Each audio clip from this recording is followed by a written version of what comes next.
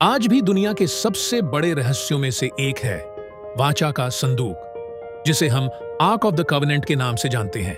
एक ऐसा संदूक जो सिर्फ सोने से नहीं बना था, बल्कि जिसे परमेश्वर की उपस्थिति का स्थान कहा जाता था। एक ऐसा संदूक जिसके सामने राजा भी झुकते थे और सेनाएं भी कांपती थीं। और कहा जाता है जहां यह संदूक जाता था वहां परमेश्वर की शक्ति प्रकट होती थी। यही है arc of the covenant. Bible के इतिहास में यह सबसे पवित्र और रहस्यमय वस्तु मानी जाती है। लेकिन आज एक सवाल पूरी दुनिया को हैरान करता है। वह संदूक आज कहां है? क्या वह अभी भी कहीं धरती के नीचे छुपा हुआ है? क्या उसे किसी ने चुरा लिया, या क्या परमेश्वर ने उसे खुद ही दुनिया से हटा दिया? हजारों साल से लोग इस संदूक को खोजने की कोशिश कर रहे हैं, इतिहासकार, पुरातत्वविद और यहां तक कि खजाना खोजने वाले लोग भी। लेकिन आज तक कोई भी निश्चित रूप से नहीं कह पाया कि वाचा का संदूक आखिर गया कहां। लेकिन इस रहस्य को समझने के लिए हमें हजारों साल पीछे जाना होगा। उस समय जब इजराइल के लोग जंगल में भटक रहे थे और परमेश्वर अपने सेवक मोसेस से बात कर रहे थे। परमेश्वर ने मूसा से कहा, मेरे लिए एक पवित्र संदूक बनाओ। यह बबूल की लकड़ी का होगा और उसे अंदर और बाहर से सोने से ढका जाएगा। उसके ऊपर 2 स्वर्गदूत होंगे जिन्हें करूब कहा जाता है। उनके पंख एक दूसरे की ओर फैले होंगे और उनके बीच वह स्थान होगा जहां परमेश्वर की महिमा प्रकट होगी। जब यह संदूक बनाया गया तो उसमें 3 चीजें रखी गईं। 10 आज्ञाओं की पत्थर की पट्टियां, हारून की छड़ी और मन्ना से भरा एक घड़ा। यह संदूक सिर्फ एक वस्तु नहीं था, यह इजराइल और परमेश्वर के बीच वाचा का चिन्ह था। लेकिन किसी ने भी उस समय नहीं सोचा होगा कि हजारों साल बाद यही संदूक दुनिया का सबसे बड़ा रहस्य बन जाएगा। पार्ट 2। जब वाचा का संदूक युद्ध में गया। जब वाचा का संदूक बनाया गया तो वह केवल एक पवित्र वस्तु नहीं रहा, वह इजराइल के लोगों के लिए परमेश्वर की उपस्थिति का चिन्ह बन गया। जहां भी यह संदूक जाता, लोग विश्वास करते थे कि परमेश्वर उनके साथ चल रहा है। और इसी कारण जब भी इजराइल के लोग यात्रा करते तो यह संदूक उनके बीच में रखा जाता था। इस संदूक को उठाने का काम केवल याजकों को दिया गया था, क्योंकि इसे छूना भी बहुत पवित्र माना जाता था। कई बार ऐसा हुआ कि जब यह संदूक आगे चला तो चमत्कार हुए। एक दिन इजराइल के लोगों को यरदन नदी पार करनी थी। नदी तेज बह रही थी और पार जाना लगभग असंभव था। लेकिन जैसे ही याजकों ने आर्क ऑफ द कवेनेंट को लेकर नदी में कदम रखा, पानी रुक गया, नदी का बहाव थम गया और पूरा इजराइल सूखी जमीन पर चलकर नदी पार कर गया। यह देखकर सब लोग समझ गए कि यह संदूक सिर्फ एक वस्तु नहीं है, बल्कि परमेश्वर की शक्ति का चिन्ह है। लेकिन सबसे प्रसिद्ध घटना तब हुई जब इजरायलियों को एक शक्तिशाली नगर से सामना हुआ। उस नगर का नाम था यरीहो। यरीहो की दीवारें इतनी मजबूत थीं कि कोई सेना उन्हें तोड़ नहीं सकती थी। लेकिन परमेश्वर ने एक अजीब आदेश दिया। उन्होंने कहा, 7 दिनों तक इस नगर के चारों ओर चक्कर लगाओ और याजक संदूक को लेकर आगे चलेंगे। 7वें दिन जब उन्होंने नगर के चारों ओर 7 बार चक्कर लगाया और लोगों ने ऊंचे स्वर में जय जयकार की, तभी कुछ ऐसा हुआ जिसे देखकर पूरी दुनिया हैरान रह जाती। यरीहो की विशाल दीवारें अपने आप गिर गईं। यह घटना इजराइल के इतिहास में हमेशा के लिए लिखी गई। लोगों ने समझ लिया, जहां परमेश्वर की उपस्थिति होती है वहां असंभव भी संभव हो जाता है। लेकिन समय के साथ यह संदूक कई अलग अलग स्थानों पर ले जाया गया और एक दिन ऐसा आया जब इसे यरूशलेम लाया गया। यह वही समय था जब इजराइल पर एक महान राजा राज कर रहा था। उसका नाम था डेविड, और उसने निश्चय किया कि वाचा का संदूक परमेश्वर के नगर में रखा जाएगा।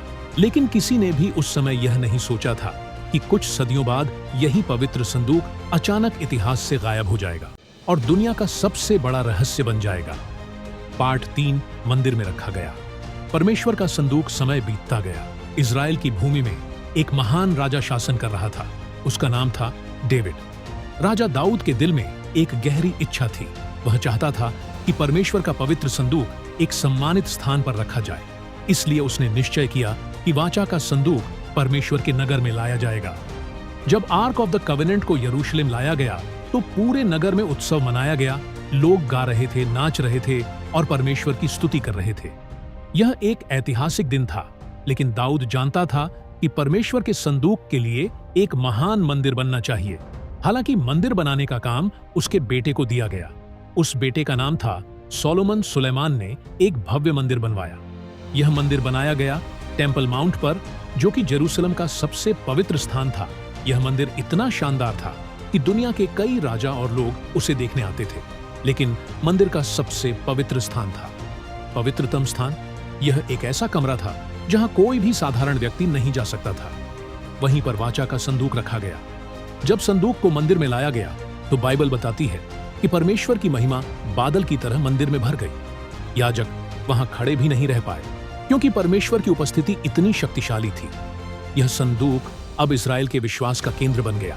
सैकड़ों साल तक यह मंदिर में ही रहा, लेकिन फिर इतिहास में एक भयानक समय आया।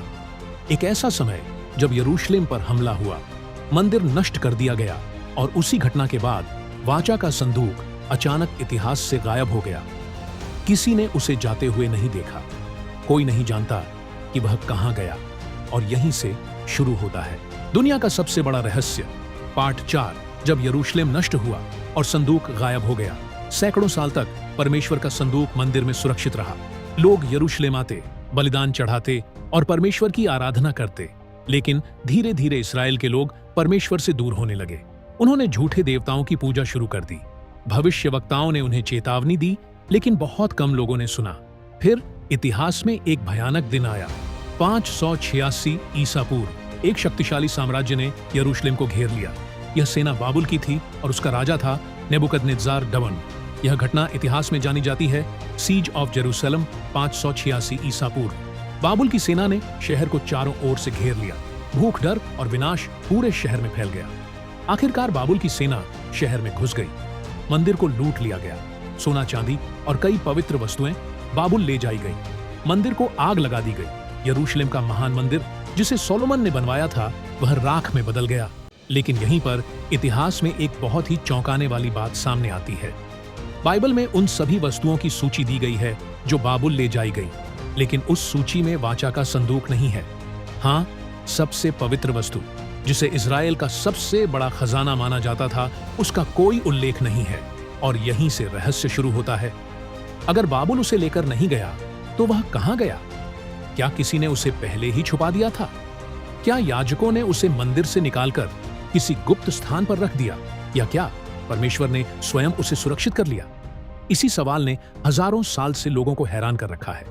इतिहासकार, पुरातत्वविद और खोजकर्ता सब इस रहस्य को सुलझाने की कोशिश कर रहे हैं, लेकिन आज तक कोई निश्चित उत्तर नहीं मिला। लेकिन कुछ ऐसी कहानियां और सिद्धांत हैं जो इस रहस्य को और भी गहरा बना देते हैं। पार्ट 5, आज वाचा का संदूक कहां हो सकता है? जब से यरूशलेम नष्ट हुआ और मंदिर राख में बदल गया, तब से एक सवाल पूरी दुनिया में गूंज रहा है। वाचा का संदूक कहां गया? हजारों साल से लोग इस रहस्य को सुलझाने की कोशिश कर रहे हैं। कुछ इतिहासकार, कुछ पुरातत्वविद और कुछ खोजकर्ता सब अलग अलग जगहों पर इसकी तलाश कर चुके हैं। और समय के साथ 3 ऐसे स्थान सामने आए जिन्हें सबसे रहस्यमयी माना जाता है। पहला स्थान यरूशलेम का, वही पवित्र स्थान जहां कभी मंदिर खड़ा था। यह स्थान है टेम्पल माउंट। कई लोग मानते हैं कि मंदिर के नष्ट होने से पहले याजकों ने संदूक को गुप्त सुरंगों में छुपा दिया था। कहा जाता है कि मंदिर के नीचे बहुत सारी प्राचीन सुरंगें और कमरे हैं, और संभव है कि वाचा का संदूक आज भी वहीं कहीं छुपा हो। लेकिन इस जगह की खुदाई करना लगभग असंभव है, क्योंकि यह दुनिया के सबसे संवेदनशील धार्मिक स्थानों में से एक है। दूसरी रहस्यमयी कहानी हमें अफ्रीका ले जाती है। एक प्राचीन परंपरा के अनुसार वाचा का संदूक इथियोपिया ले जाया गया था। आज भी कहा जाता है कि वह रखा हुआ है Church of Our Lady Mary of जायन।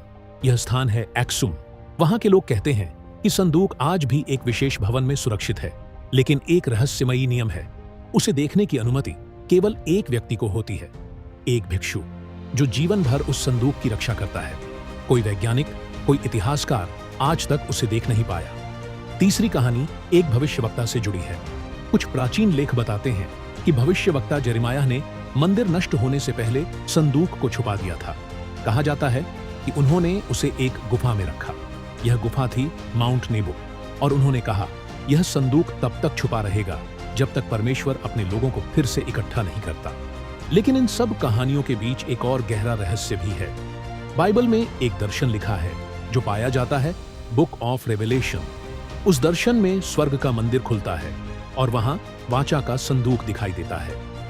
कुछ लोग मानते हैं कि शायद परमेश्वर ने स्वयं उस संदूक को सुरक्षित कर लिया। लेकिन चाहे वह कहीं भी हो, बाइबल हमें एक और सच्चाई बताती है।